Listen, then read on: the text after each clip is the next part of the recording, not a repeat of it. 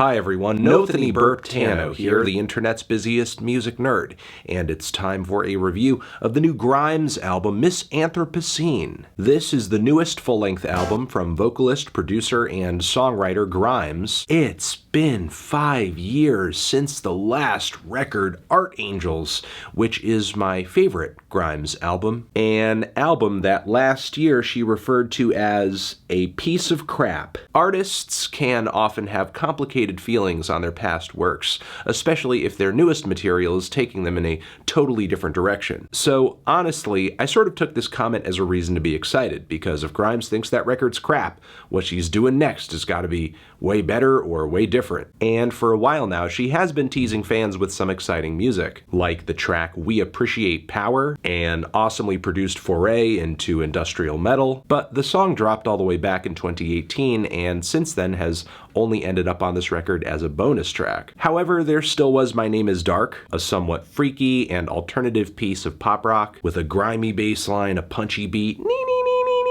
guitars, as well as a sick sing-along chorus. The boys are such a bore, the girls are such a bore. And there's also Delete Forever, an acoustic ballad that reads like a 90s radio hit. The song's sudden shift into all of this plucky folk instrumentation, though at various points, especially toward the end, isn't all that well done though. It doesn't weave into the beat or the synth bass line as well as it could. Still though, having said that, it is one of the best and most well-written songs on the entire record. As a teaser, I did think So Heavy I Fell Through the Earth was pretty underwhelming, but I still went into this LP with a lot of high hopes and excitement, but ultimately just wound up disappointed. How did Miss Anthropocene end up so malformed, inconsistent, and unfocused? I guess I should take it back to So Heavy I Fell, as it is the intro track to the record, which I think is a very weak placement for it. The instrumental on this track sounds like a cross between 90s pop, a bit of trip hop, and some new age music too. It goes on for 6 minutes, and for that entire runtime, Grimes just vaguely emotes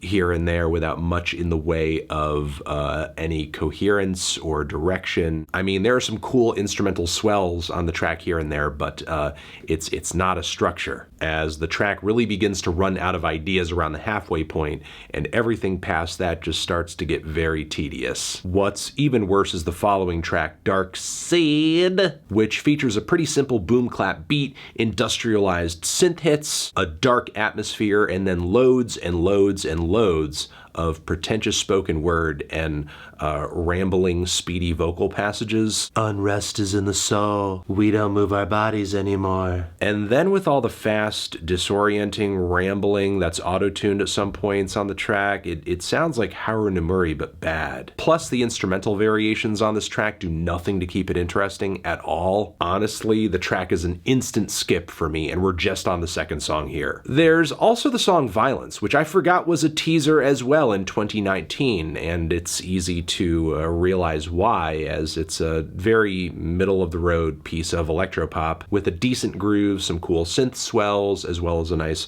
vocal earworm. You wanna make me bad, make me bad. There's also the matter of the lyrics on the track, which seem to fetishize violence in a relationship context, and it's obviously intended to be self-aware. I don't think Grimes is pro-abuse, but in a weird way it does make the whole prospect of that seem playful. Possibly the intent is to display the mindset of someone who is used to this in a way where they now seek it out, which can be a twisted way of making a commentary on it, yes, but I don't think it quite lands personally. The following track features an epic instrumental setup that ultimately does not give out much of a payoff, as at one point Grimes transitions into these really goofy animated vocal passages backed up with a breakbeat, just comes off super gimmicky, and as we transition between these 2 points again, it doesn't get any more interesting. New Gods is a decent ballad in the track list, but it's just too washed out to really get a hold of it. I just don't see the benefit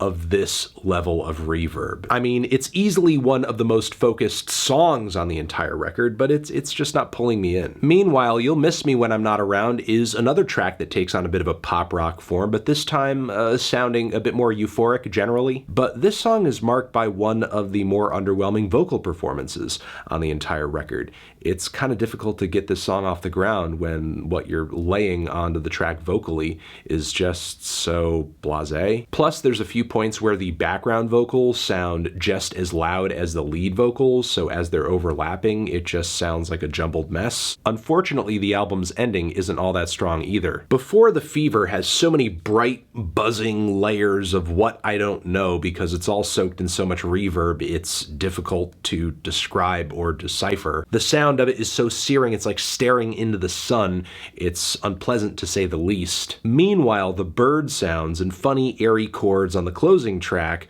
feel like a knockoff of the flutes and nature sounds off of Bjork's last record. Of course, these sounds only end up playing a small role in a more built-up instrumental with punchier beats, mushy vocals, and very awkward synth passages like dung dung dung dung dung dung dung dung dung dung. It's not a very interesting progression at all. I guess I can say it's the track that most resembles like a song that could have been on Visions if you're really missing that era of Grimes music, I guess. But seriously, the composition of this track is so painfully plain. I'm just shocked that Grimes would want to sing over it. This might be my least favorite Grimes album, even in comparison with her debut, which I still think is pretty interesting. This thing may have a big sound, but the ideas are microscopic or just incoherent, and very few of them actually reinforce each other and build up into a project that is greater than the sum of its parts. Plus, to not be able to work We Appreciate Power into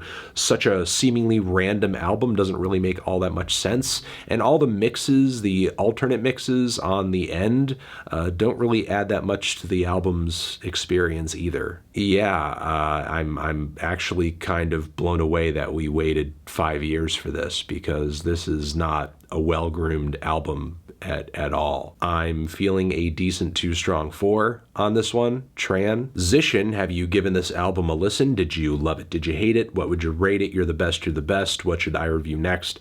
Hit the like if you like. Please subscribe and please don't cry. Hit the bell as well. Over here next to my head is another video that you can check out. Hit that up or the link to subscribe to the channel. Anthony Fantano, Grimes, forever.